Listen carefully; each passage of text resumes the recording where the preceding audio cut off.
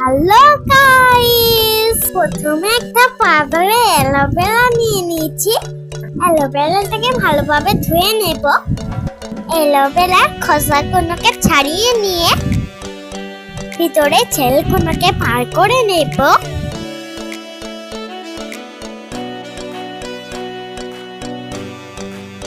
ছেলগুলো বার করে নেওয়া হয়ে গেলে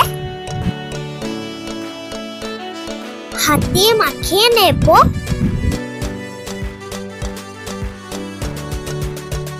তারপর হাফ বাটি চিনি দেব। লাইক, কমেন্ট, শেয়ার, সাবস্ক্রাইব করে দেব প্লিজ। চিনিটার সঙ্গে অ্যালোভেরা জেলগুলোকে মাখিয়ে নেব। বন্ধুরা, অ্যালোভেরা শরবতটা কিন্তু খুব পেট ঠান্ডা করে। তারপর জল দিয়ে দেব। জলের সঙ্গে ভালোভাবে গুলে নেব। তারপর একটা ছাঁকনির সাহায্যে ছেঁকে নেব।